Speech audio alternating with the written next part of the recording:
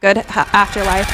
What do you as a Christian believe happens to all the souls that never knew Jesus? And it's one of the harder questions that must suffer for sinners. So early. But why? Because Bill Gates doesn't have to give anything to anybody, nor does God have to provide salvation for anyone. There are millions in the world today who never heard the word Jesus. You know that. But the Christians say they'll all go to hell. أعوذ بالله من الشيطان الرجيم بسم الله الرحمن الرحيم اقرأ باسم ربك الذي خلق خلق الإنسان من علق اقرأ وربك الأكرم الذي علم بالقلم علم الإنسان ما لم يعلم. Apakah batasan teologi Kristen baru saja diungkapkan oleh pengkhotbah ini?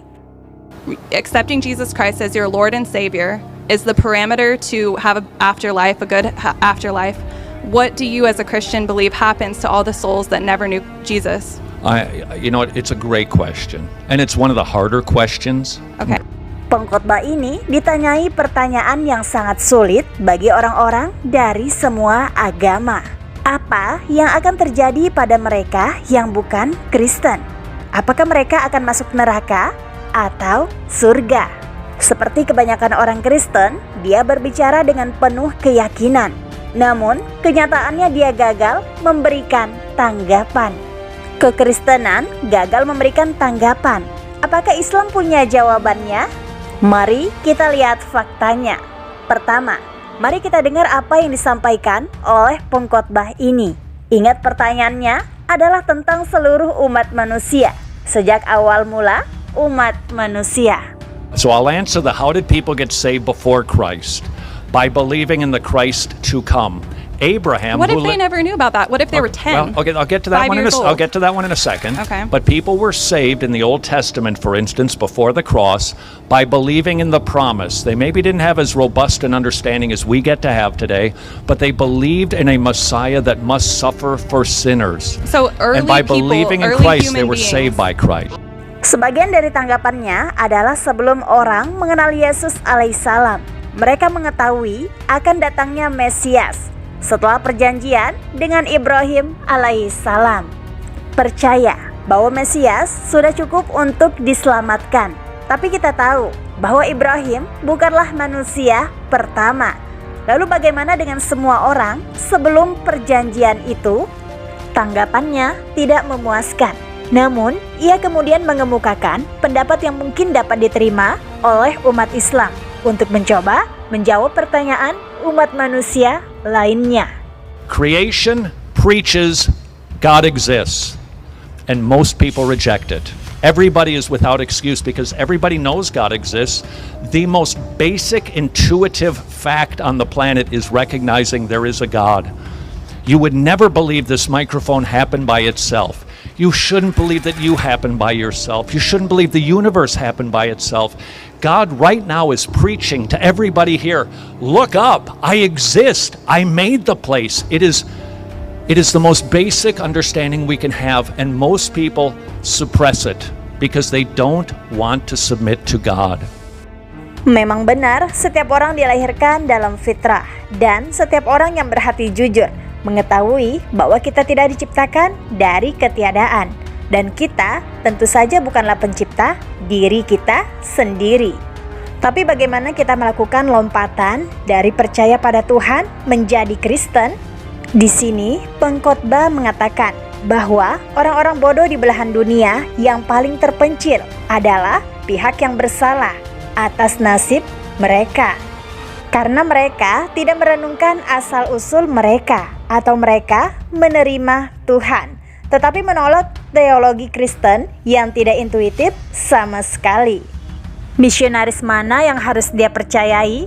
Denominasi Kristen mana yang harus dia pilih? Bagaimanapun juga, jawabannya tidak menjawab permasalahan semua orang yang ada di sebelum gagasan tentang Mesias disebutkan. Dan inilah alasannya, tanpa argumen yang lebih baik. Sang pengkhotbah terus membandingkan Tuhan yang Maha Esa dengan Bill Gates dan belas kasihan untuk uang. Bill Gates went to a shopping mall in Seattle and he gave 10 people $1 million each. And America responded by saying, "Hey, you should give $1 million to everybody at that mall and every other mall in the country." Not. Why? Because Bill Gates doesn't have to give anything to anybody, nor does God have to provide salvation for anyone. Kami setuju bahwa Tuhan memilih siapa yang pantas menerima rahmat-Nya. Namun, mengapa mereka memutuskan bahwa kemurahan Tuhan yang tak tertandingi pada akhirnya hanya diperuntukkan bagi mereka yang mau mendengarkan para misionaris? Hal ini tentu saja mengingatkan kita pada Al-Quran di mana Allah Subhanahu wa Ta'ala berfirman, A'udzu billahi minasyaitonir rajim. Bismillahirrahmanirrahim. Wa qalu la yadkhulal jannata illa man kana hudan aw nasara tilka amaniyuhum kul hatu burhanakum in kuntum shadiqin. Artinya, dan mereka Yahudi dan Nasrani berkata, sekali-kali tidak akan masuk surga kecuali orang-orang yang beragama Yahudi atau Nasrani. Demikian itu hanya angan-angan mereka yang kosong belaka. Katakanlah, tunjukkanlah bukti kebenaranmu jika kamu adalah orang yang benar. Kabar baik bagi wanita tersebut. Islam mempunyai jawaban terhadap pertanyaan tersebut. Memang keyakinan Islam cukup sederhana. Tidak ada jiwa yang memikul beban lebih besar dari yang ditanggungnya. Dan hanya mereka yang telah diperingatkan yang akan dihukum. Begini garis Islam. Ahmad Didat menjelaskan, pendirian Islam tanpa membuat Anda berdebar-debar. You see, what the Muslim says is this: each one will be judged according to his or her opportunity and the background.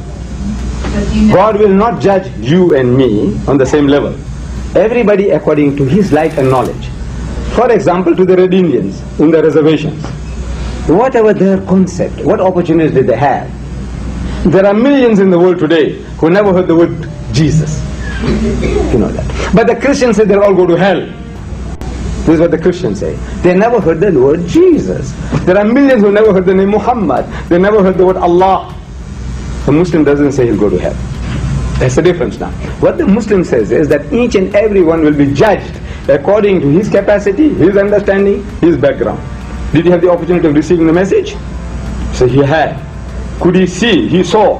Like vivid flashes of light, truth, he saw. And yet he rejected it. Why? For certain material reasons. What will people say? Now you join the Arabs now. You join the Iranians now.